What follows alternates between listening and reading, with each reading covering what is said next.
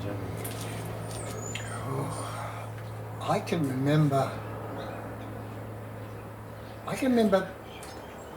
riding on the back of my mother's bike when she went shopping in Smith Street, Collingwood. She had a black bike. Gee, the trusting memory now.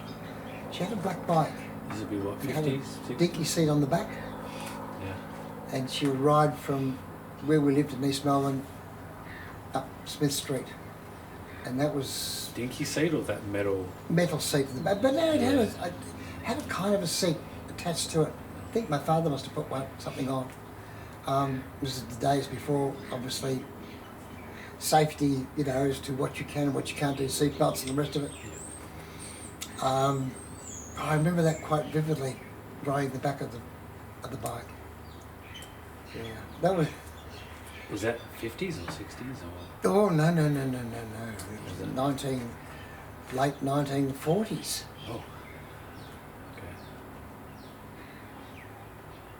No. So that would have been what, I was 4 or 5. 5 or so years after the war, or less? 5.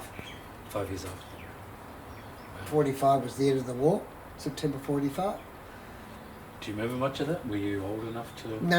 I was born, I think, about a month after the war had finished. Okay. So I was going to say, do you remember like, the reaction afterwards and No, sigh of relief No. from? not at all. There's no memory of. Did Mum and Dad ever talk about it? Or Mum's? Talked about the blackouts. Mum's mum and dad did They talked about the blackouts. You know, when everyone had to draw their blinds, stop any light getting outside. It was Right. it was mandatory. What was that? Well, so that any planes coming over couldn't identify a city or a town to bomb. I didn't think Australia was a threat at that. Was Australia it just was was it a precaution? Well, a precaution more than anything else. Yeah. More likelihood, because more considered in war area was northern of the country, Darwin, obviously, because that was bombed. I understand there was a Japanese submarine caught in Sydney Harbour. So it got close, but it was more precautionary. There were still planes flying over. You just didn't take a chance, I suppose. I mean, that would be the thinking at the time. Did we have any submarines at that time or no? Couldn't tell you. Don't know. I could not. Honestly, I don't know. I would imagine Britain and USA would have, States would have had that. Yeah. but not about us. So what's your, for everyone watching, you were born in which suburb? East Melbourne. East Melbourne. East Melbourne then was it was more considered a lower class in many ways. Richmond, everything surrounding that area, Richmond, Collingwood, Carlton, close to the city, surrounded the city, as we call the CBD now, was of a lower class area. We only lived in a 1 bedroom, 1 kitchenette. Not a kitchen, Yeah. it was a kitchenette. It was only a very small room. Anyone who was in those days may remember those things. And it was in a 3-storey terrace building. And there's probably, I don't know, I did know once upon a time when you think about it, but there's probably 24 people lived in the whole place. Yeah. 4 separate rooms. One had a big dining room, or a reasonable sized dining room. They had 2 toilets, I remember, on the first floor. And our toilet was, everybody's toilet on the ground floor was right down the back lane. So you go to the toilet, you had to go right down the back lane, or right down the side of the backyard, right down the backyard to a toilet at the back. It was an outdoor toilet. Oh, well and truly, yeah. Shared it with the spiders and everything else that existed in those times. It's pleasant. Not really. Any stories of anyone getting bit? Oh no, but you didn't stay at the toilet very long. To find out. No. You soon evacuated out of there. And you had to go down at night time. Yeah. So you had to take a torch down with you, or a flashlight of some description. I even remember carrying a candle on a still night to go down there. And I was probably 5, 6. I was there until I was about 9 years old. Yeah. Is the hospital still around that you were born in, or? Fairfield. Fairfield. I couldn't tell you. I imagine it may still be, but look, a lot of changes. This is 77 years ago. It was Baba and you weren't in East Melbourne long, was it? 9 years. 9 years, was it? Oh, okay. And after East I went to school in Albert Yarra Park. Yarra Park State School was on the corner of Breach Road and Park Road. It's now flats. Flats now. It's just why was it? Do you know why it was redeveloped, or why they pulled it down? No, I think some schools were just taken out of existence. It's a long time ago. And they widened. Maybe made other ones bigger. They widened Punt Road. Oh, right. It was single lane then. Oh, that's probably double lane now. And they had to take some of the school ground out, so I guess it was ideal for flats. It was 2-story. And then after East Melbourne was... we moved to Armadale. Armadale. I couldn't think of the name. That was interesting. That was the first house that I couldn't get over the size of the... From what we had a... it was a big yard. First time which I've carried on the tradition even up to now. We had chooks there, dog. We had a dog actually that's still at East Melbourne, not for very long. When we moved to Armadale, the dog of course came with us.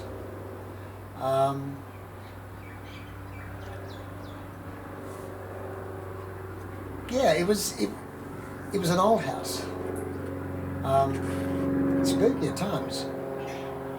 It was an old house, and I remember the house being reblocked. Father used a blow torch to take all the paint off to repaint the house.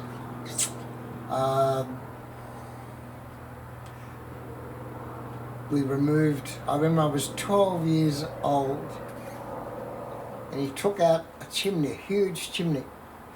And he used the bricks, and I used to take all the mortar off the bricks, clean all the bricks for him to lay the paths in his vegetable garden and flower garden, which he adored. He loved being in the garden. It was one of his major loves. I remember you said he loved gardening. Oh, he did. And he was so particular about that garden. Anyhow, the bricks were cleaned up, ready for him to lay. So as he was pulling them down, I'm cleaning them and stacking them, ready to... you think of 12 years of age, cleaning about over 1,000 bricks. It's quite extraordinary. I don't want to imagine. It's not something you sort of think back with, oh gee, that was hard work.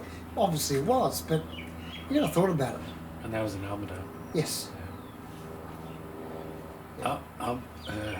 Armadale's the house, is it not, of that, speaking of spooky stories, that story you told me that time? Dad was out at work and it was just... Yeah. Dad was in the police force. He was a night shift. Yeah. And my bedroom faced onto the house next door. The house next door was actually the boundary. Yeah. And then the fence would continue front and down to the back. So it was a white house, and this had French windows. And all of a sudden this woman's face appeared. As weird as this sounds, it was just so clear. I was wide awake. And anyhow, sequence of things happened. Before and after that, you know, sound of footprints up the door, doors opening in the house. In the vision, not just with myself, but my mother. Never with my father. It's funny. Never ever happened with my father at all. I just wondered sometimes whether he thought Mother and I were going mad, but we weren't. It was a regular occurrence.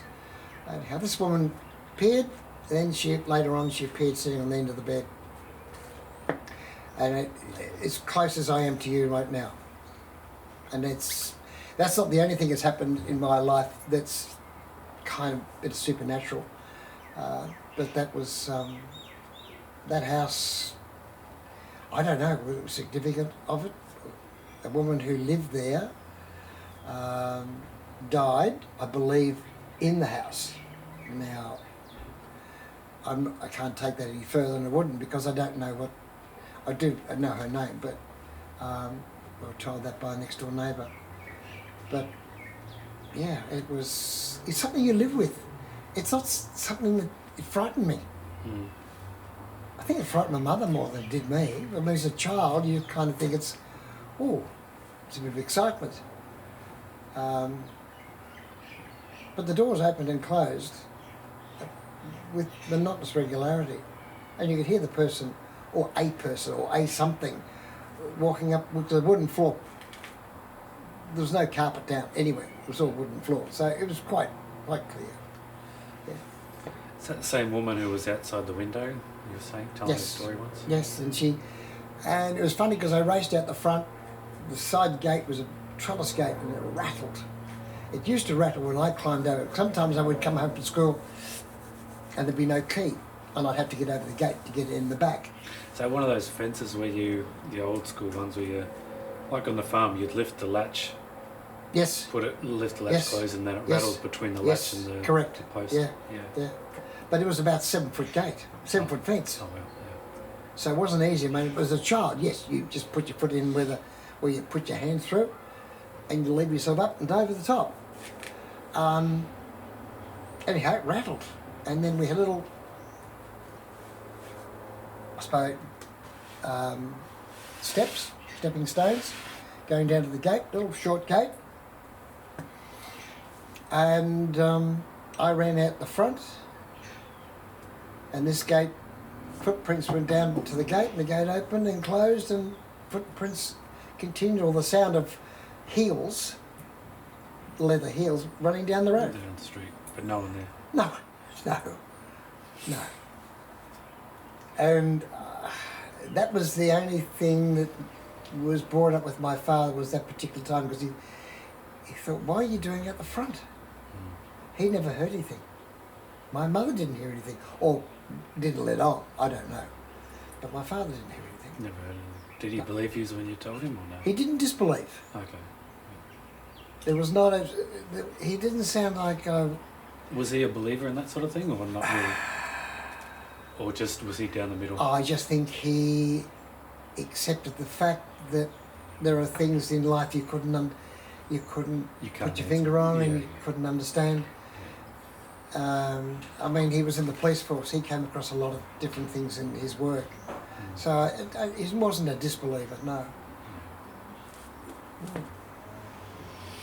And after Armidale, where did you go? Where did you stay? I was in Armidale for 10 years. 10, right. I remember working for weekends. I was 15. So up until you were probably 19, 20? Yes, 19. I had my licence by that stage. And we moved to Cheltenham. Now hang on. Driver's licence? Yeah? That's where you're... Yep. What was the difference between getting driver's licence back then compared to now? Because now I've seen, well, compared to when I was, I got mine, there's a red, because I think New South Wales have that, there's a red and a green plate. So there's 2 stages of P plate now. was a white plate with black lettering. For the P plate. No, for normal. Oh. I mean, number plates. No. Getting your license, like learners, P plates. Oh, no. Was there any of that? No, None of that. forget it. It was just license or not So license. once you pass, you've got your full license. Yes. That's right. Well, I had it easy. And it was at Fisherman's Bend in Port Melbourne. And I mean, it was funny. What was the test they had to do? Oh, well, Port Melbourne was set up for getting your license. Right. The signs were more numerous. They were everywhere, virtually. So it was like a driving. It was a driving school test. The whole immediate area. Of course, they took you out in these areas. So, you know, you had your 3-point turn, backing, no angle parking, was just parallel parking. That's what I got. Yeah. And I remember getting my license, coming back with the instructor, and we're sitting in the car, and the car came in. I recognised the car. It was my vehicle, my own car. My father, I didn't realise, was going for his licence as well. He didn't have it? No. Anyhow, he hit about 3 witches' hats and mounted a curb. It was, I didn't say anything, but I remember the driving instructor saying, "Oh gee, he's not very good, is he? He's failed. He's got to fail." I'm thinking, it's my father you're talking about. Yeah, and was that pre or during he was a policeman? During, he never travelled by car. He always went by public transport. Right. Oh. We caught, when we were living in East Melbourne, he caught a bus in Putt Road up to, he stationed at Northcote. So he took a bus all the way. When we moved to Armidale, he went by train and bus. Yeah. It was just the train was another extension because it's further out. And when we moved to Cheltenham, he had his licence. So he went for his licence and got it passed. But that was an embarrassing day. But I shared the embarrassment with nobody at all. Yeah. I don't think I ever told him I saw it. You never told him? No, I don't think I did. No. He would have been embarrassed, wouldn't he? Probably. Knowing Dad. Yeah. So then after Armidale, what was after Armidale? Because weren't you Cheltenham. Weren't you working at was it a clothing store or a jeans store or something? No, I worked for Walton's. Oh, Walton's, was it? Yeah. Where was that? In the city? Oh, it was actually in the city to begin with, then it went to Frankston, then to Dunngeon. So, well, what? They were a big retail company. They were like the equivalent of Myer. Okay, I was going to say, what do they deal with? Yeah, so it was a departmental store. So it was kind of like the Myer of back then. Is that fair? Or not? Yeah, look, I mean... Was it the go-to shopping? Oh, it was one of the major places. You went to Myers and you went to Walton's, and there was Foy and Gibson, that was more clothing. You had Buckley's. Was Walton's an Aussie company or no? Yes, yes. It was the head office in Sydney. And it was well run. It was a very well run organisation. Big. It had white goods as well as clothing. And I was there for about 9 years in the 3 stores. How'd you enjoy Walton's? Was it something that you wanted to continue with, or was it just a stopgap? No, it wasn't a stopgap. In those days, you never looked at work as being a stopgap. If you went into a job, you suspected you were going to be there for the rest of your life. Right, okay. And so when you did, you tried to work yourself up within the department, within the company. Yeah. So I got posted I was a sales representative, So I started as a management trainee and eventually went to a store, did buying, merchandising, and ended up being a state promotional coordinator at once, which is, used to do a lot of fashion parades, etc., etc. You know, worked a lot with media, certain sections of radio and television, collaboration with, work with. It was an exciting life. It really was. It was busy, stressful, but work in bigger business was... Was it typical 9 to 5? Those hours? Oh yeah, it was. And so we worked Saturday morning as well.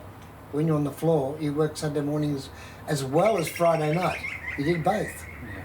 So you work 5 days a week, Friday night, and then you work, sometimes you work Saturday morning. Yeah. So it was, by the time you got home on Saturday afternoon, about 1 or 1:30, yeah, it was your time. And you were very inclined with sport. I There was. was one particular sport I know you were... Yeah, hockey. Yeah. Yeah, I managed to play state hockey for 2 years. Loved it. I just, my next door neighbour and I both went and trialled together, basically to see whether we'd like it. He didn't. This being field hockey. Field hockey, yes. I couldn't skate to save myself, so that was out.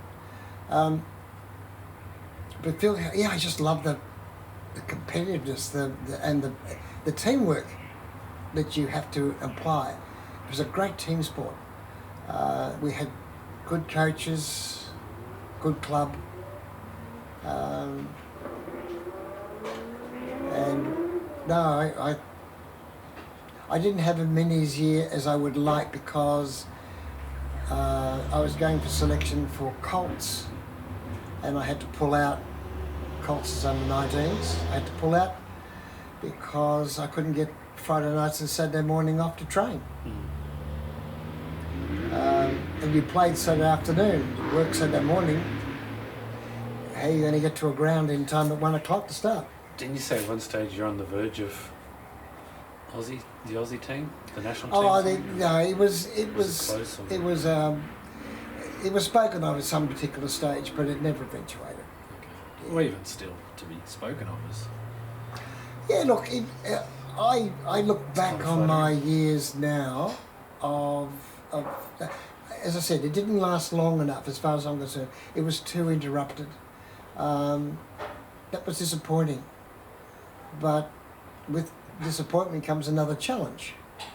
So I was never good at football, played cricket, played district cricket and sub-district. Yeah, I love sport. I still do.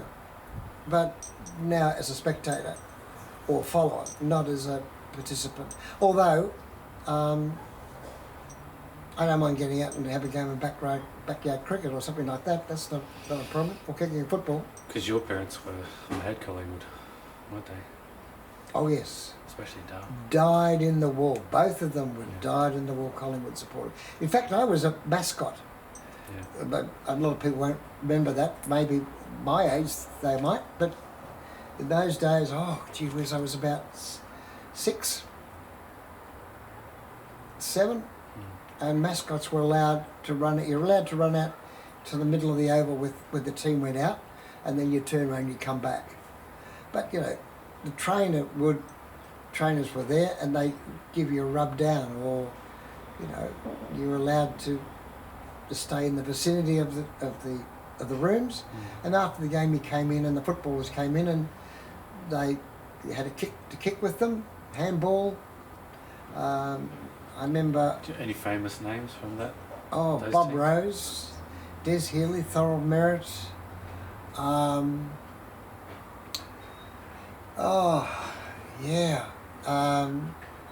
Frank Tuck, Peter Lucas, Ron Kingston.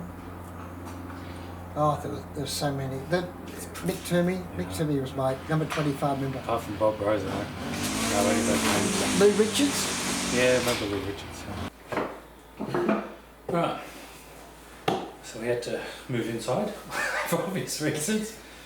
Sun and cobwebs were all over you, and the neighbour decided to pulled out his whippersnapper. But you were saying about Kindwood being a mascot in the dressing room and famous names. Yeah, and look, as a child, it's a form of hero worship, and you couldn't help it. But I mean, I was very lucky to be accepted. I suppose because my father was in the police force. He was on duty at Collingwood quite a lot. Yeah. He got to know committee and the players quite well. Dennis committee, or the committee at Collingwood football committee. So it was a way of life.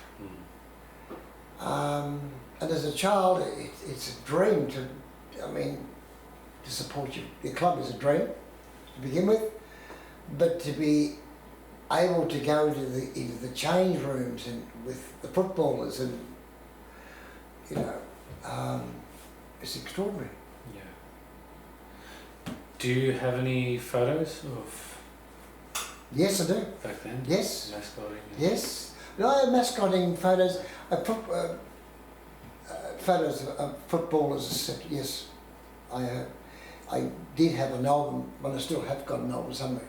I suppose you reminded me now. I should dig it up and have a look. Yeah. Go back. But they stopped having mascots running out in the ground, so that was confined you to the outer. But I was saying about that.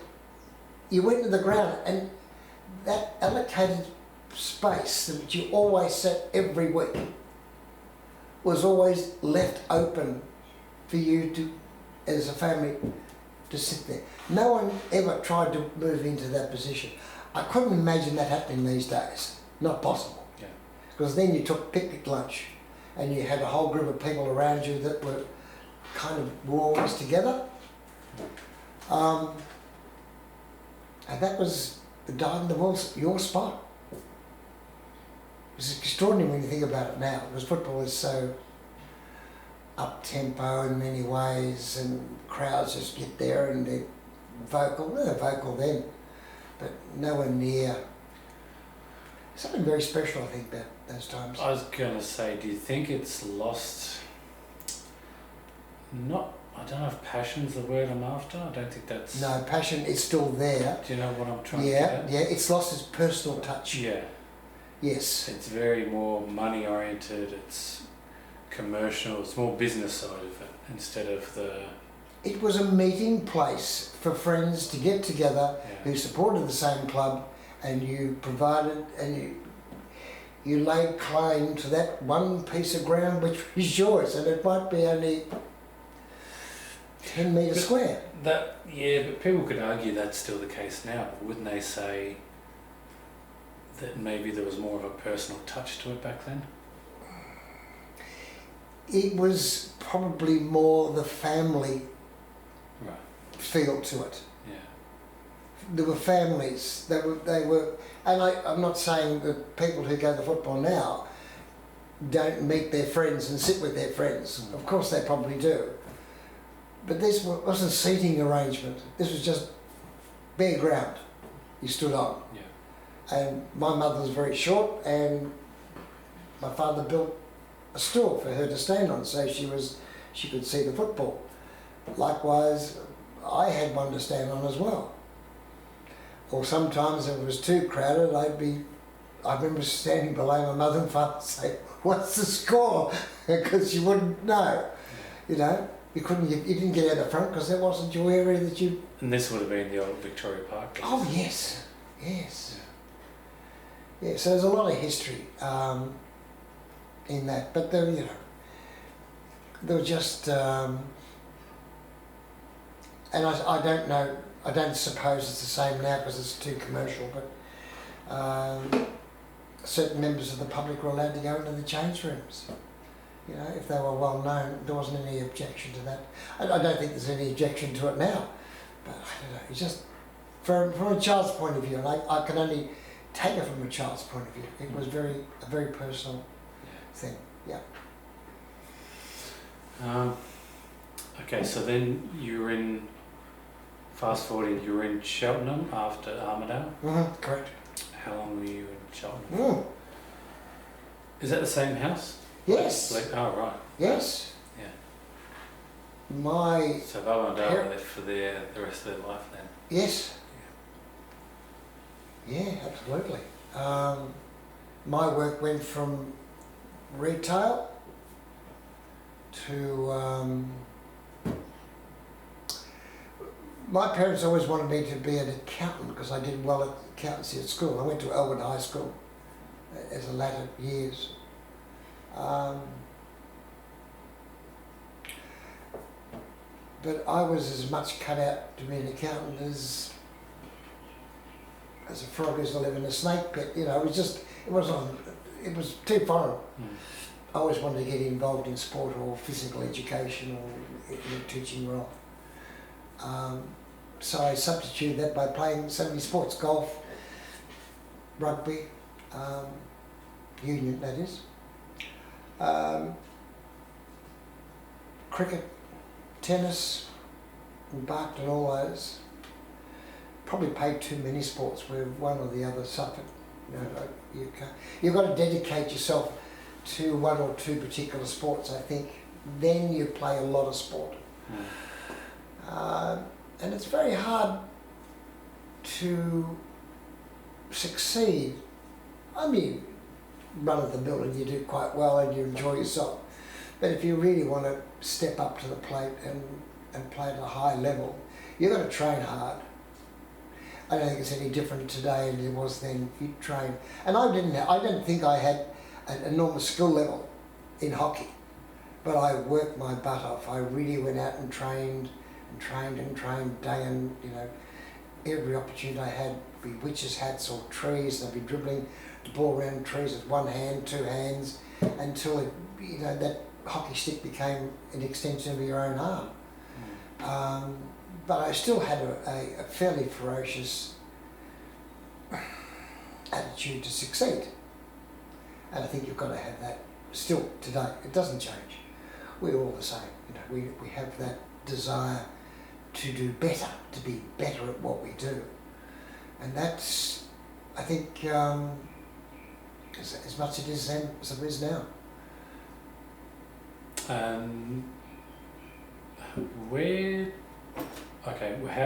How did you first meet Mum?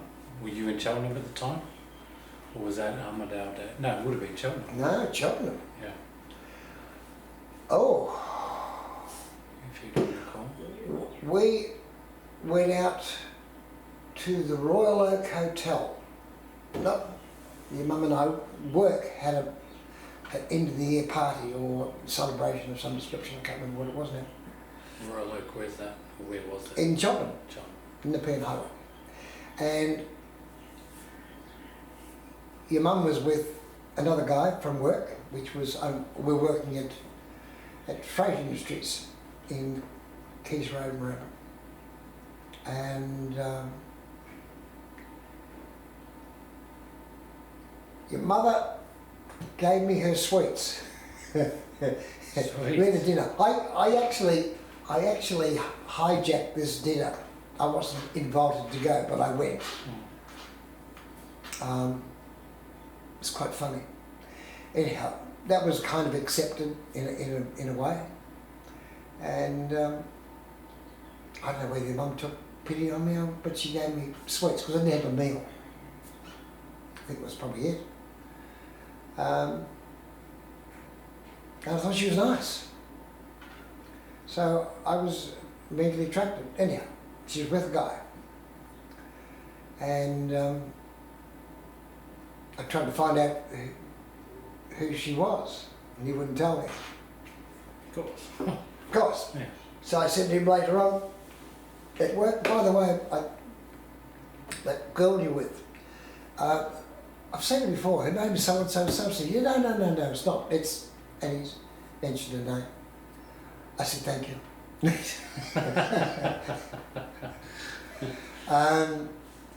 So he didn't put his guard up enough. So we went out. And we actually went out for dinner, if memory serves me correctly, at the opening of Southland. Restaurant. Yes, the opening of Southland. Well, I can't even remember when that was. It probably went somewhere in the 1960s, I'd imagine.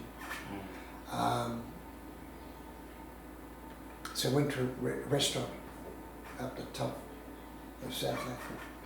And that was the first time we went out. Yeah. Wait, so what led her to give her sweets to you? I think she was sorry that because I did. You had no sweets? No, I didn't have any meal. I didn't book to go there. Oh, right. And meals were provided for people who paid. I didn't pay. Yeah. And I was sitting on the table talking to her. I was never backward and coming forward and having a chat to people. I always enjoyed people. I still do. And it just offered me a sweets. I said, yeah, thank you very much, because I was very hungry. I remember that. Anyhow, it was a good meeting. Yeah. As it turned out. After that first dinner date? Oh, we went out again. We went out and got engaged and married, and we were married in 1970. And it was about 38 degrees. I remember that day in 1970. It was so hot in January.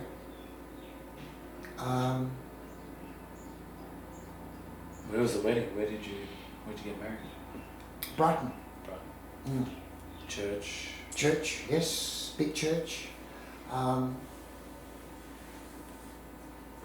Yeah, great wedding. Went to, I think, the Gables in Melbourne was the reception.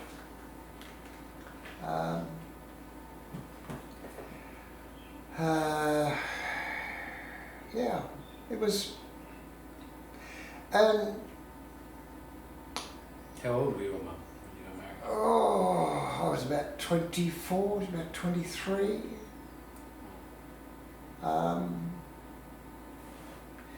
It was we first lived with your mum and dad. And then we went to Aspendale, lived in a flat in Aspendale. Then we finally got a house, had a house built in Frankston, in Lawson Avenue, in Frankston. Yeah. That's the other side of Oliver's Hill, is that right? It's inland from, it's or am I thinking Sweetwater Creek. You know, Sweetwater Creek comes up to the top to virtually Nepean Highway. Virtually, yeah, to Nepean Highway. Well, no, I suppose it's Frankston South. It's up towards Golf Links Road. Okay. Oh, yeah. It's right in front of Cardinia. Was that the two-story reservoir? Was that was it two-story or no? No, single story. Brick. A brick veneer. I went and saw it recently, and it's had a fascia put in front, and it's now 2 stories. I wouldn't have recognised it.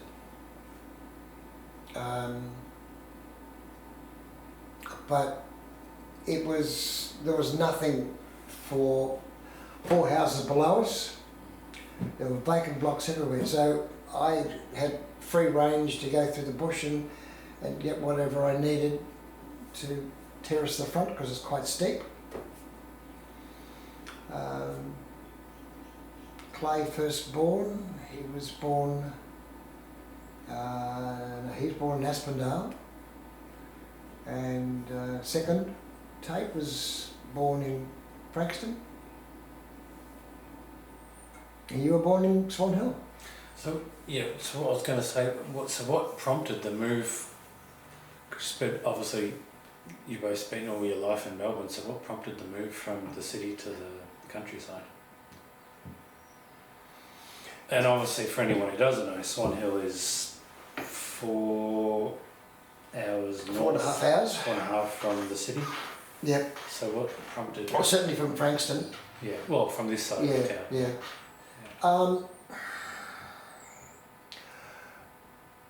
We both loved the water in our younger years. I think it was, Frankston was appealing at that time. There wasn't a lot of houses there. Land was available, and we just really wanted to buy a house and buy some land and build our own house. No. And it was every dream of everybody's in those days. I guess it is now too. To own your own home. But you're willing to work hard to get it. I mean, the house cost us $17,291. 17,000. It's hard to imagine talking about those figures and now. And this is what, in the 70s? In the 70s, yes. The one 73, 74. The one Lawson Avenue. Yes. And what, around there now would probably be how much? It'd be over a million. I know, it's just extraordinary. But you can't compare times. Yeah. In any way, shape or form. Everything has moved so quickly. No, I don't think it's going to stop either. No, but Frankston Shopping Centre, the main shopping centre now where... near the station. Yeah. Was like a large country village. And people met down there. There was no buildings as there are now.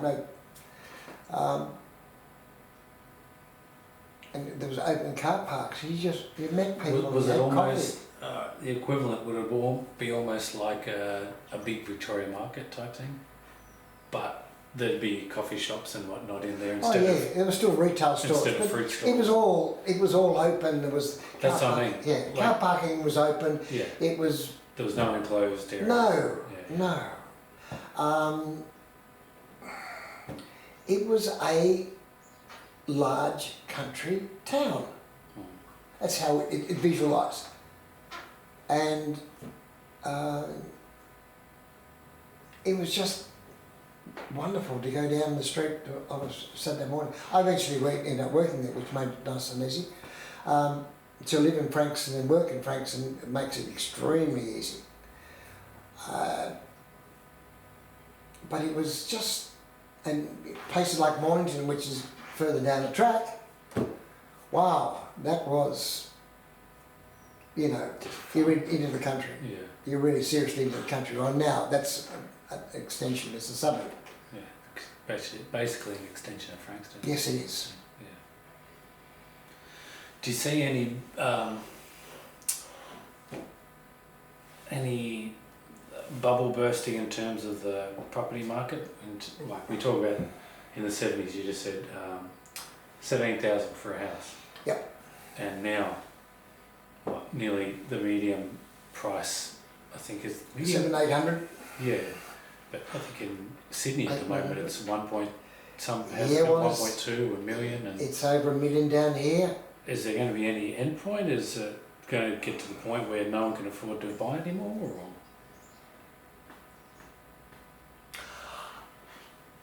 I don't think I'm able to answer that question because the simple reason I've learned that the only thing constant is change. Yeah. And change is constant. Because I got a feeling it's going to get to the point where everyone, unless you're super rich, everyone's going to be renting in the future. It could likely be. Because the average Joe won't be able to afford, and a lot of the... but the rent will have to come down because people won't be able to afford it. Yeah, we'll have to. I mean, because there's so much automation that's taking over now that you can have less and less people working, so that means more and more people who can't afford to buy. So Yes, I don't. they may have to. I don't know, but they may have to change their whole structure of how they pay people. I don't think there'll be cash No, that's going. in time to come. No, that's definitely going. And they're talking. I heard today they're talking about the fact that there won't be such thing as a driver's license that you carry with you. Yeah, probably just be like an ID, maybe a retina scan or something, or Who knows? I mean, it sounds terrible because I just saw a story today that. Well, I saw it today, but it was within the week, just after I finished work, and it said it was talking about how in Nigeria, I think that's one of the most richest countries. I think in Africa. Within Africa, but it's terrible the way they're doing it, but it's typical banks and all those big corporations trying to control everything, but they're implementing IDs, personal IDs, to encourage the society. I think they're trying to say to them, hey, use this so you don't have to carry cash, you can just, this would be great, just use your card. And you see someone go up to a wall, there's a little ATM type thing there, pushing it, and then they swipe their card, and then water starts coming out of this fountain, and they're using their buckets and everything jugs to fill with water. But then think about it, in hindsight, if that, let's say that town, we're not going to vote for this politician, or we don't want to vote for this person, or there's a bit of an uprising, well, we just cut your water. And the way they can get water is with their ID card. the potential is there. So in the sense, they've got them by the balls now. I look. Do this and do this, otherwise we take your water away. You can't get it. And that raises another point. In the country, and I've always loved the country. I spent some time up in Naranda, or a place called Grong with your mum's relatives on a farm, and I worked up there from a keep. In other words, I worked for my bed and food. Yeah. And I used to train, just getting myself fit for a season, for hockey season. And the values completely alter. I mean, in hot weather, in a drought, you bath in 2 inches of water. And there could be 4 or 5 people bath in that water. Just to save on the... Because you didn't have, the water was too valuable. Yeah. They would never do it here. You would never do that in the city. You'd have to have your 20-minute shower or whatever it might be. That would be inconceivable to bath in somebody else's bath water. When you do something for somebody, you always repay with something in kind. So I did a lot of fencing, and I had friends who would do welding, and one you knew very well yourself, Alan. T. Mm-hmm. Yeah. And we used to just work and help each other as a reciprocation for what you required. You didn't have the skills to do. I mean, in terms of sheep, I ended up shearing, I ended up wool tossing, skirting on the table, wool press, drafting. I mean, all those things that you do with sheep, I end up doing with him and helping him out. And that's the way it works. It's the way the country people, their attitude is. Yeah. You help each other. You obviously got crisis from time to time. We had a recession in the 90s. We helped each other. It was just that simple. It's not, it can never be the same in the city because people are they're looking after their own backyard, looking after their own family. Yeah. That's their first priority. In the country, you look after each other. Yeah. And then when I moved back after 22 years up there, 22 some of the best years of my life was the learning about country life, living in the country. I was, a couple of years, I was chairman for the year of the Development Corporation. You put a lot into it. If you want something back out of living in the country, you've got to put a lot in. You don't get it given to you, you've got to earn it. And to cement yourself in the community. I worked a lot, 11 years pruning and picking on stone fruit and grapes. Oh, it taught you so much about endurance, about yourself. About Endurance in what degrees? How many? Well, 23 days in a row we pick fruit. From 7 in the morning until about 7 at night, with an hour's break in the really heat of the day at 4 o'clock. You took a break. For 23 days in a row with over 100 degrees. I couldn't imagine doing that. No, but you did. It never frightened you. It was just work. I mean, you're proud of what you did. Yeah. You had a sense of purpose, a sense of you belong in the community, and that you are working with that community, working together with it, and you do. It's as simple as that, because everything you do affects somebody else in that community. Yeah. So if I'm working on a fruit block, I'm working for a particular person, and I used to call in to a friend of mine, whom you know, Tony, and I'd work for his mum and dad. After I finished work, I would go and help him out when he needed help, or Saturdays or Sundays. I mean, some days you just work 7 days a week. That's all it was. Yeah. Pruning, you're up at -2 or -1 or -3 degrees on a really tough morning, and you got to for pruning you've got to put your gloves over the exhaust and heat them up to keep your hands warm. I mean, it's just, would anyone do it now? I don't know. I can't answer that question, but pick fruit in a foot of 6 inches of water on the ground, flooded. You still put ladders down, you still climbed up, you still picked. I mean, you just did.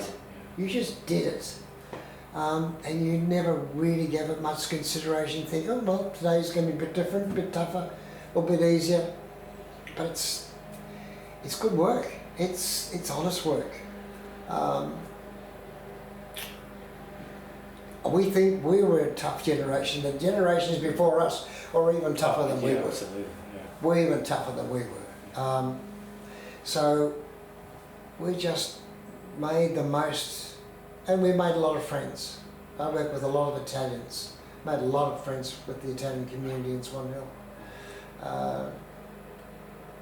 Worked on a lot of farms, so it was good. Because I remember that one time at Tony's parents' house when I think we were all there, and it was I can't remember. It was Matt, Jason, and Lisa's nonna made something spicy, wasn't it? Or it was chilies. Chilies, yeah. yes. And Your brother thought this is he easy. thought, yeah, I got this. I got this wrapped up. I can cope Was it with just this. a chill? Was it in a meal? No, or was it the just a chilies chili? were cooked in open coals in the ground. Right. Makes them So hotter. the old school way, yeah. No, that is the way of doing it. Anyhow, it was. I remember this. I will always remember this day. And we're all sitting around, and there's these beautiful lamb chops, and it was a casserole with these chilies. Yeah, and your brother thought, this is great. No problem at all. Well, there weren't enough jugs of water in the house to drown the heat. He just about caught fire. It was so funny. You couldn't get a word out of him because he couldn't speak. Yeah. Nothing came out of his mouth. It just opened, and that was it. Yeah, there was, and there was some. Look, there were times like that. It was.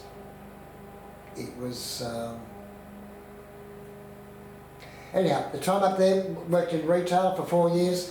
Worked in engineering company for a number of years. Yeah. And the rest of the time, I got to love working on fruit blocks and doing that. When now when I think I'm trying to remember back, was when the family first moved up to Swan Hill. We stayed in, well, I wasn't born yet. Stayed in Boga first, Lake Boga. Correct. And then I went to the farm.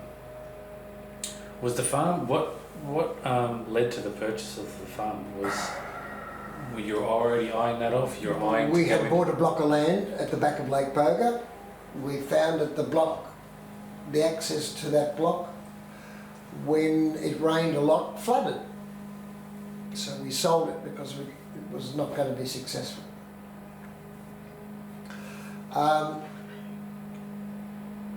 So we decided we wanted to cement ourselves in the community, and for that you had to buy a house. We couldn't. When we sold Frankston, the market was down.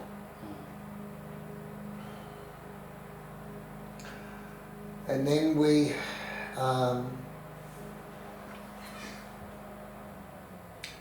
sold it, and we were able to buy this block on, I think it was about 2.5 acres or thereabouts. And it was just a house block with a couple of small paddocks around it. As it turned out, your mum and dad came and lived with us, and they built a granny flat at the back there, that was a great time. It was really a great time. From there, it kind of blossomed. I mean, God, heavens above us, it's like old MacDonald had a farm. We had turkeys, two. I can't too much plural on that. We had poultry, we had ducks. You were the instrumental of the reason we had ducks, if you recall. Yeah. So hence the duck pond. Then we built these 14 by 4, 12 fowl pens, and then we had bigger fowl pens added to it. It became a business because we did a lot. I still don't think to this day I've eaten duck. I haven't touched it. Really? Not interested. You probably wouldn't be. I mean, you were very affectionate towards those ducks. You were very protective of them. But you know, country living, again, taught you so much. I mean, the dogs we had, 2 particular special cats we had. One was unbelievable. I only remember Smokey. Yeah. We had one called Pickles before that. But I remember Smokey, you'd be checking on the chooks that are clucky, or sitting on the eggs for the chickens, and you'd check on the chickens. And I remember Smokey sitting there in the middle of the night, helping take some of the eggs off them or whatnot. You know, the ones that are starting to break through the eggs, and Smokey would just sit there, wouldn't touch them. She used to nuzzle the chickens. Never ever attempted. She nuzzled them? Yes. I didn't know that. She nuzzled them. And I used to walk down with her down to the chook yard to the clucky hens, and she'd come down with me and hop in the pen while I was checking the chickens. And never ever attempted to touch one of them. And I mean, cat is a natural predator for birds. Yeah. Chicken's a bird. And that was the most extraordinary cat that I've ever come across. I've never seen a cat do that under any circumstances. So there is the sort of things that life in the land taught you so much. You end up killing your own lambs. You were witness to that yourself, you and your brothers and I'm trying to protect you from all this, you know. And then you're leaning over my shoulder saying, is that going to be our tea for tonight? You know, I don't it's a little alarming when you've got your son's leaning over your shoulder, already selecting what they're going to be eating. I just remember that Rhode Island rooster that kept attacking everything, and you took it up to the stump with the tomahawk, and I remember I freaked out.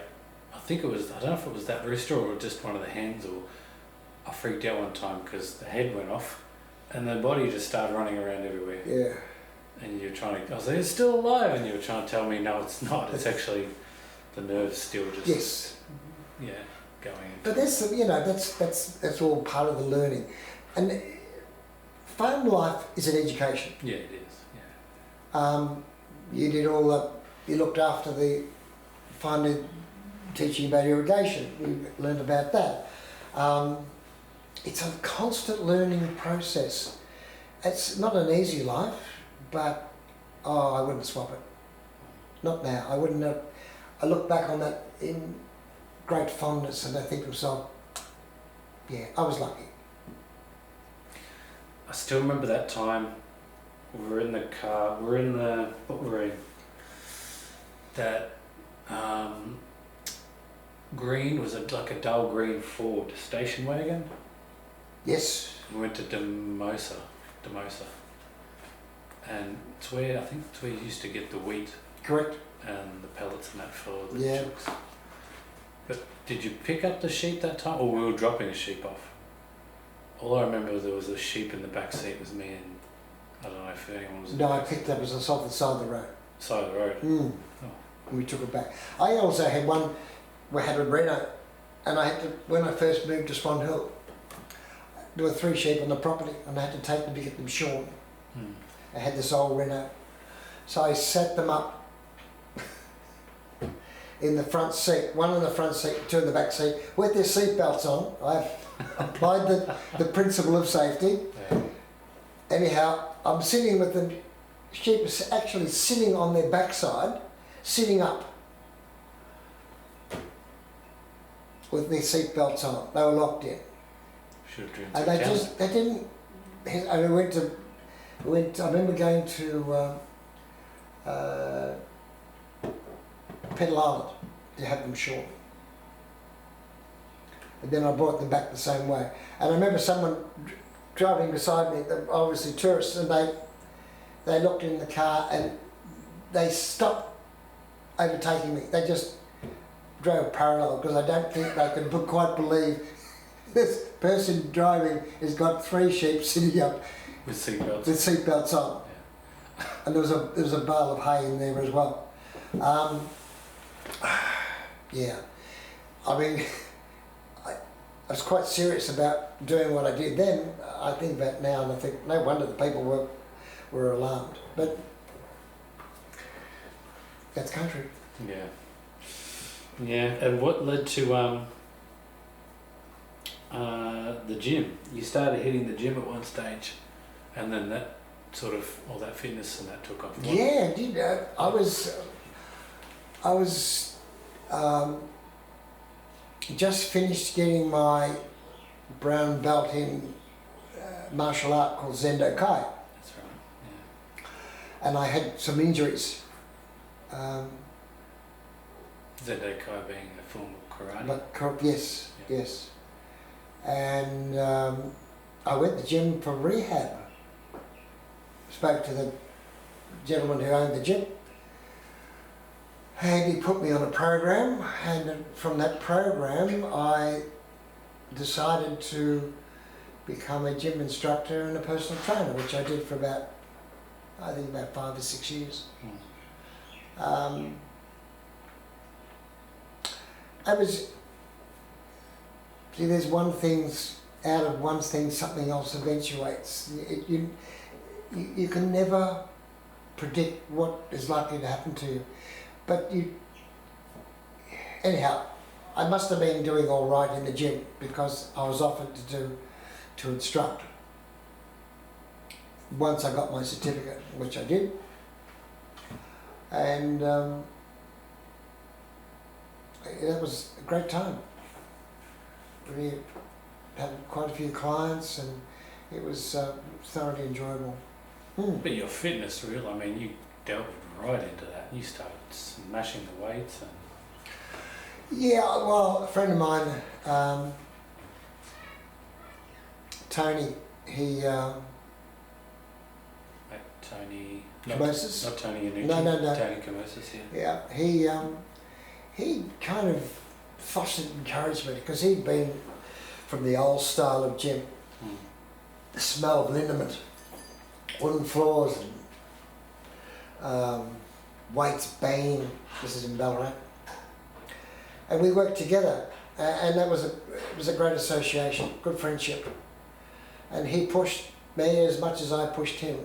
So he had the experience, he had the knowledge. I was learning, but and he was a big fellow, you know, well put together. Yeah, I vaguely remember he was quite solid. Yeah. From what I can remember. He could pick up a washing machine with 2 hands and just move it like you move a teapot. But we worked together. We helped each other. We spotted for each other. It was a great time in the gym. And gee, I suppose when I think about it, I used to go there about 3 or 4 nights a week. And I was seriously lifting weights. I'm glad I didn't continue on that vein, because then I had to change, because I then went to walk the Kokoda Trail. I was asked doctors to train them. I did, and they asked me would I go. Did end up going, but I had to stop all that and head down to Mount Gambier and climb in and out a volcano with 4 bricks and a backpack on my back. As training. At training. And just do that day after day. Oh, not every day, you wouldn't do it every day, but you know, 3 or 4 days a week. You'd walk probably 3 or 4 mile and up in out these this volcano. What was that experience like, the Kokoda track? I've been asked this question many times before, Steve. It's difficult to describe. Was it not only physical, but... Mental. Mental as well. Yeah. Physical, it was enduring. The mental was exhausting. There was one that was called the False Peaks, and you actually end up walking above the clouds. Where we camped that night in a village, it was well above the clouds. It was quite funny to look down and see the clouds below you.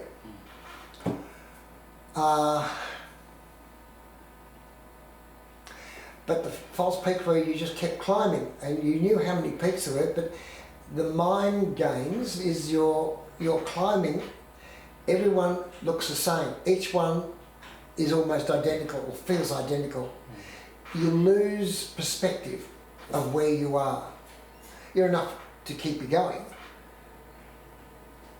But you think, was that the 6th peak or was that the 5th peak? Or what was this it? track of it, yeah.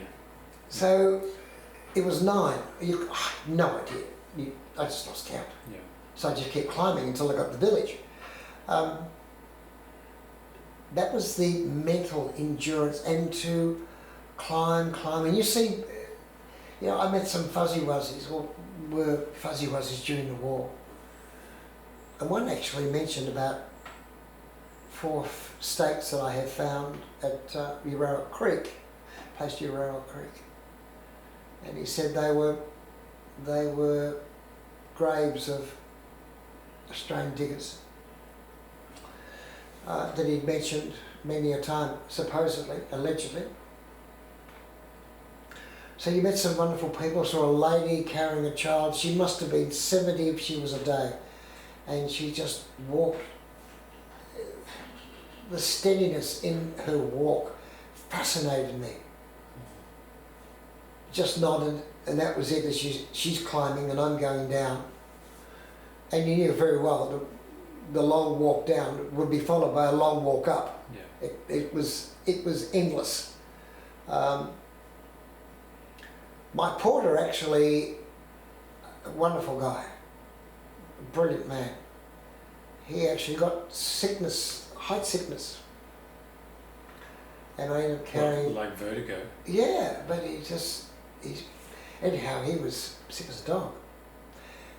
He was so apologetic, but I said, don't worry about it, that happens, I guess. So I had to catch up with the rest of the group who were ahead of me. So I had my own backpack, my big backpack as well, which is, we're looking about 30-40 kg, and I had the medicine cabinet with me. And I'm walking up this hill, constant climb. I don't know, it could have been 2 k's, I don't know. I ended up cooey, you know, that sort of bush call. Yeah. And they heard me. They were about to leave camp and keep going, and they came back. Oh, one of the military personnel that was in control came back, and he said to me, I'll take that one of those packs from you. He said, no, Luke, I'm balanced. If something I think it would take it off me now, I'd fall over. So I was balanced, I was okay, and I was fine. Anyhow, the guys caught up. But I had wonderful experience with those guides. They were just brilliant people. They were...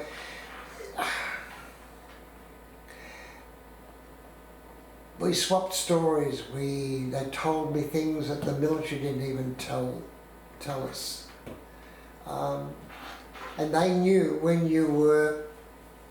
if you weren't a good climber, they'd be with you. If you were good at descending, there was virtually no one around because they didn't have to worry about you. But if you were faltering in any way, shape or form, it would almost instinctively be with you, giving you encouragement. Yeah, they've got eyes on everyone. Oh, absolutely. I mean, one can only imagine how valuable those fuzzy wuzzies were during the war. If these guides, the way they reacted, the way they kept you going in many ways. Allegedly, or as I understand, it's the third toughest war in the world. It doesn't surprise me. I'd hate to go in for the second. And to think, top. that I was 56 years of age. Yeah, to think that people went through that and being shot at. And being shot at in the middle of a war. That's just... there's something about that. I don't want to ever see it being commercial, because it is a sanctuary, as far as I'm concerned, for people who fought. And we learned about some of the heroism that took place on that trail, and unbelievable, truly unbelievable.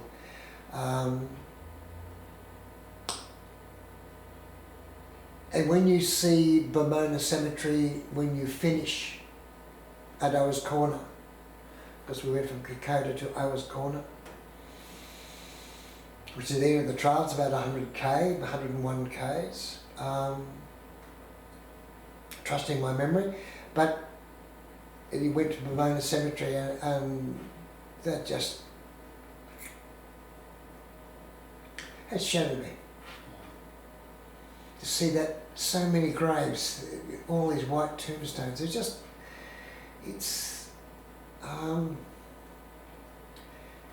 unbelievable.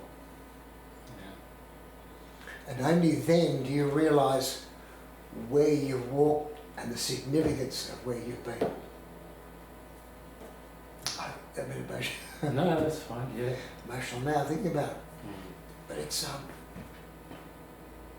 quite extraordinary. That's what I was asking before, during that walk, it's not only physical, but it's mentally tolling.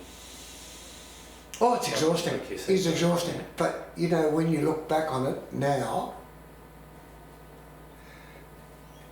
and that's why people say, what was it like? It's hard to put into words what it represents to you. And I guess it represents something likewise with other people who've walked it, maybe.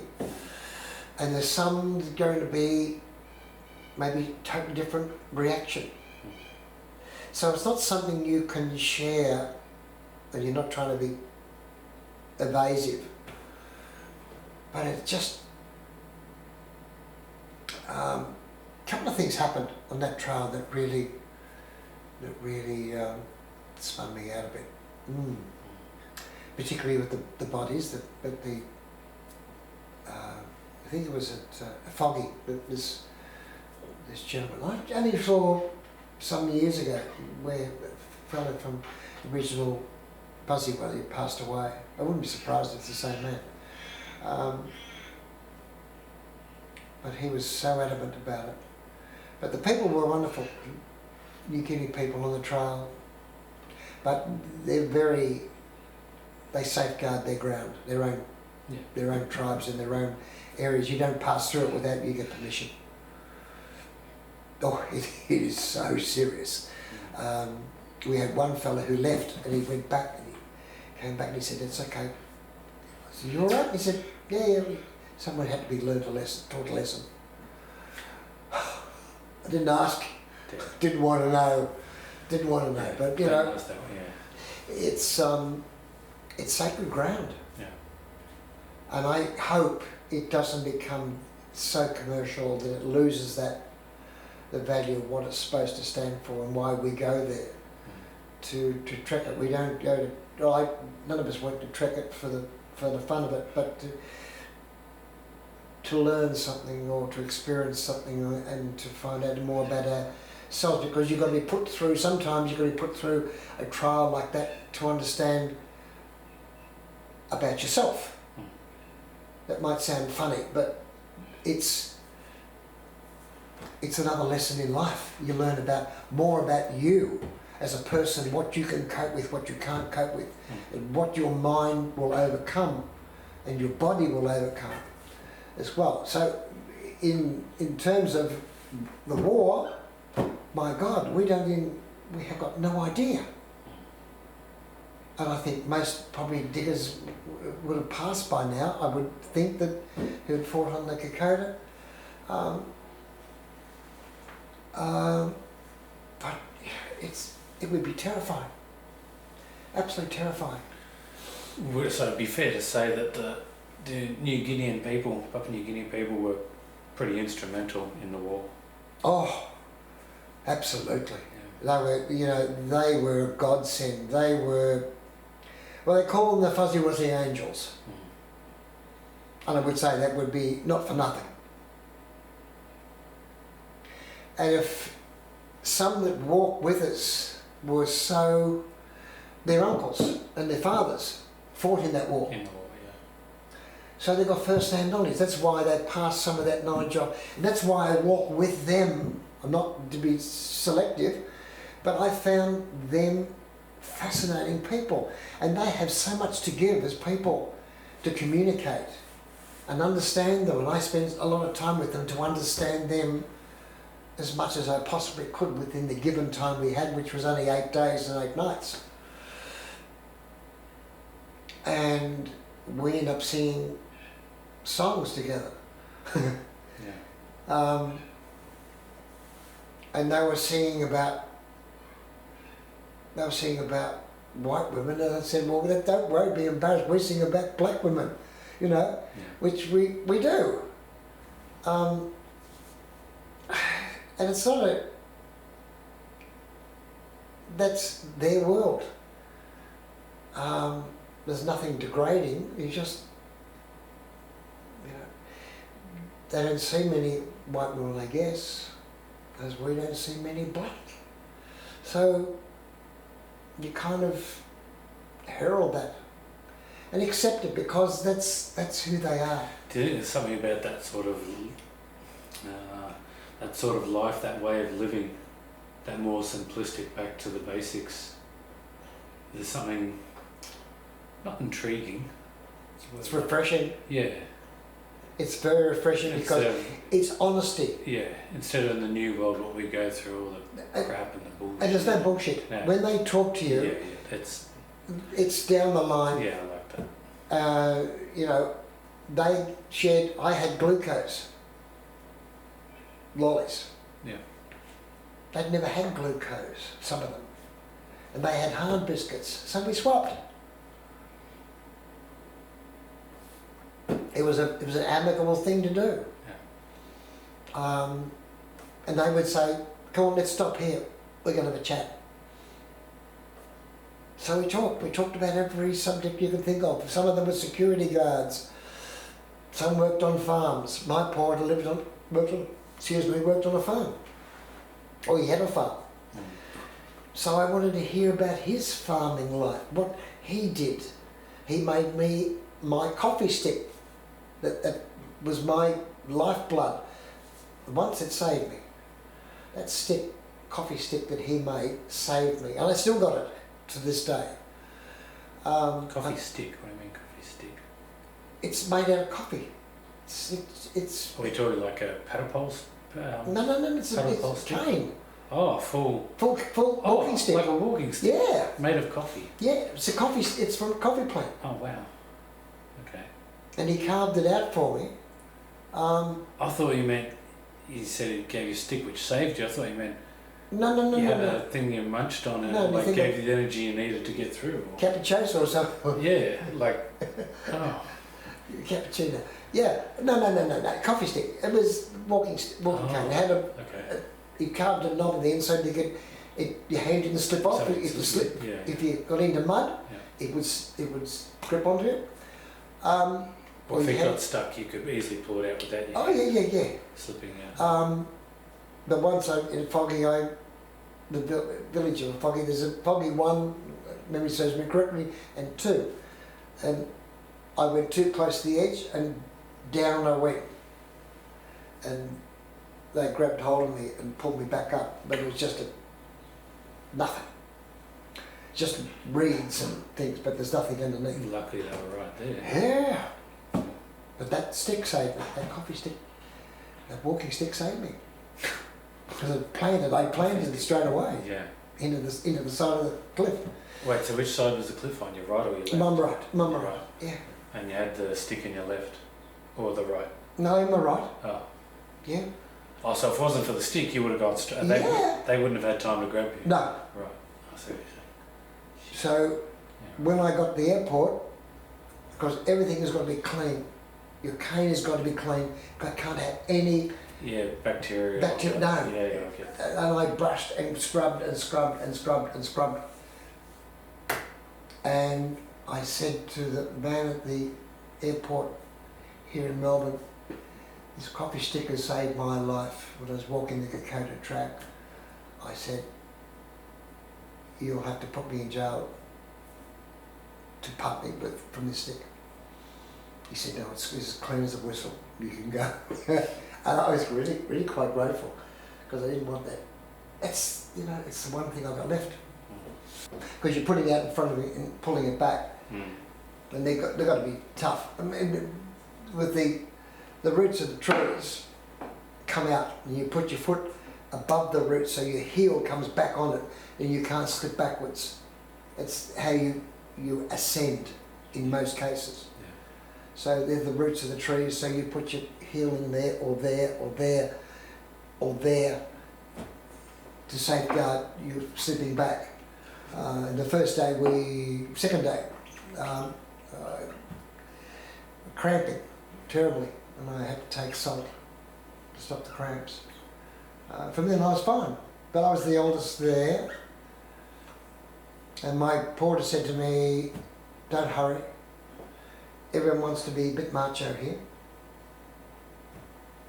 Don't hurry, wait. Like it's a race.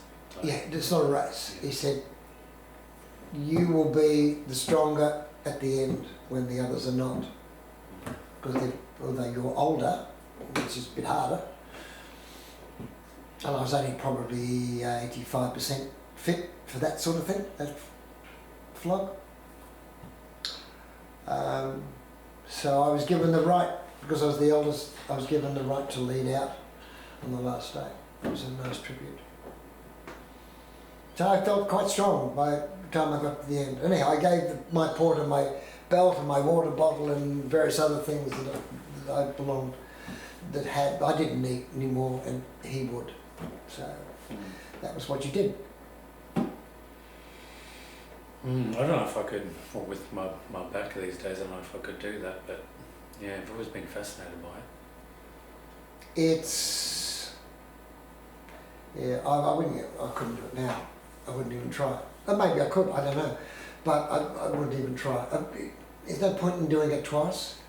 I've experienced it, and life presents different experiences, and you take them in hand and go through them and understand them, and it's a little bit more understanding about yourself. You always learn something about yourself and what you do, whether it's work or otherwise. So, yeah, so that was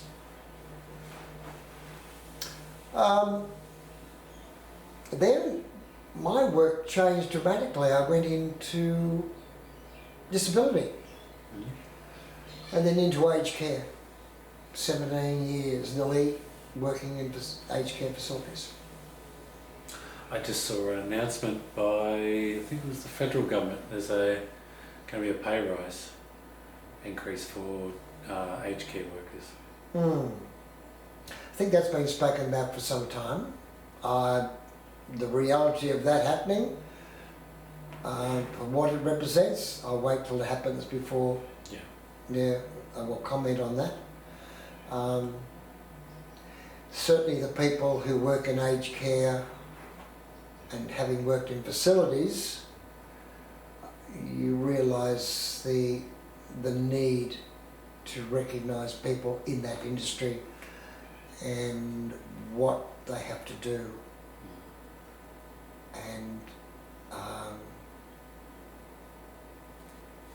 it's the most rewarding work, but it's very hard, very hard. So I hope some recognition, if it's in financial form, takes place. That'll be good. For the amount of people who work in aged care, I don't know how they could cope with pay rise for all of them. There's a lot of people has to be in hospitals, aged.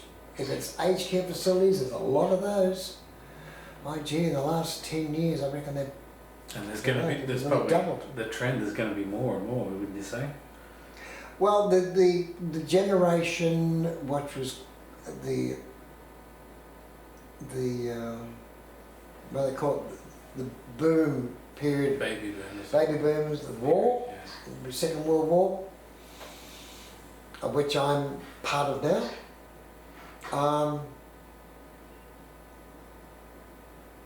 Yeah, there's going to be a lot of those. I don't know what's going to happen with aged care, but you know, I think I've always experienced very short staff. So it just makes working so much more difficult, so much more demanding.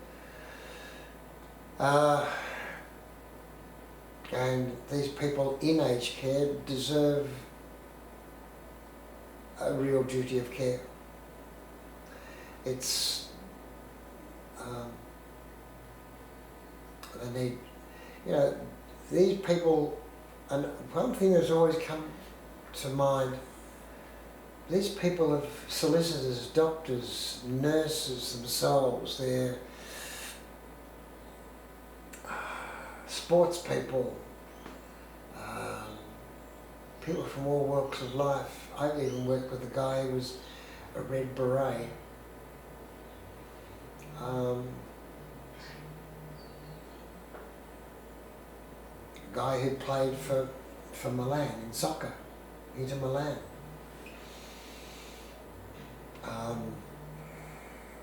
From all walks of life. And some of them are still happy-go-lucky and glad they're alive and want to make the most of their living. Some are very sad because of what's happened in their life. You know, this is their last step, their last form of independence, what's left of their independence. And that's got to be taken very seriously because they've had houses, they've had cars, they've had partners in their life. And it's so sad, really, that all of a sudden they're in an aged care home, probably for no reason of their own, except their abilities are not there to be able to look after themselves. Yeah. So, you know, they deserve all the respect that you can give them and all the care that you can provide. So that means hello, good morning, how are you? Sitting on an end of the bed, having a chat, what did you do? You know, I used to always talk and find out what, even now, my work now, it's not it's still in aged care, but as an allied health assistant. And that's wonderful because I get to talk with the people and find out about them and everything about their life and how they feel, and you know, obviously I'm under instruction from a physio, that's the way it works, and I give them a set of exercises to perform, either in a pool or as hydrotherapy, or on land, or wherever it might be. And these people have had fascinating lives, and we need to understand where they come from and what did they do in their life. Did they come off the land? Were they a farm? I've had a ex-famous Richmond footballer I looked after briefly. Lovely, lovely person, but when he played football, I believe he was as hard as hard as nails. Yeah. But an absolute gentleman. So, you know, these people have got so much to tell you, and they want to tell you, they want to talk about it, they want you to understand where they've come from and what they did, what their life, what's happened in their lives. And they tell you the funny stories. What's one of the most fascinating people that you've met through looking after them and that? Well, recently a fellow said to me, and I think he was 97, 98. He said, I had to do some shopping for him. So he couldn't write down, because he closed one eye and opened the other one, and he's writing, and he closed the open eye and changed over, then he would duplicate the letter. Right. In other words, it was spying as SPYI, and that's where he closed his eye and changed his eyes open, you know, looking. He put another eye in. Okay. Not his eye, Yeah. the eye letter. So I was had difficulty because his vision was very poor. And on the list he had anti-wrinkle cream. Now bear in mind his age. I said, why did you want anti-wrinkle cream? He said, have a look at my face. He'd not had a wrinkle on him. At that age. How old was he? Yeah. About 97, 98. Jeez. No wrinkles. Where he lived was a very infamous part of Richmond, and he knew a lot of people that people may not want to know at all. Okay, yeah. But his work and what he did led to contact with them. Yes, yes. Yeah. So, you know, fascinating life. But and we both laughed when we got to this anti-wrinkle cream. Oh, we just both burst out laughing. Because I could see the amusing side of it. And he, because he caught me unawares with something that I didn't think was entirely obvious. I didn't look close enough, but he pointed it out. Yeah. You know, things like that. I went to a shelter down here in the peninsula. Someone showed me a shelter where it was built by somebody during the war or after the war or whatever it might be. But it was an underground shelter that someone had been living in for years. Built it. You know,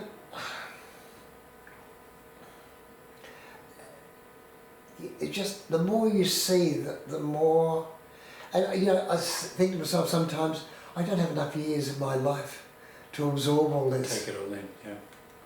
Because it's incredible. Do we walk around with our eyes closed? No, I don't think we do, but I don't think we observe enough things that we should be observing. We're not learning as much as we should learn. We should avail ourselves to find out as much as we possibly can. Learn by what we've discovered. Your father-in-law said to me once, I can't climb this ladder. We were putting up a roof on the farm in 5 Mile Crossing. And he was in tears, and I said, don't worry. If you can't do it, teach others so they learn, so they can learn. That to me is the most positive thing you can do, is teach others what you can. Oh, yeah, the good times and the bad times, you know, talk about both, because we need to understand. You need to learn. You need to know the bad so you can learn from it. Yeah, I saw this morning on a box with coffee came in. Learn something about to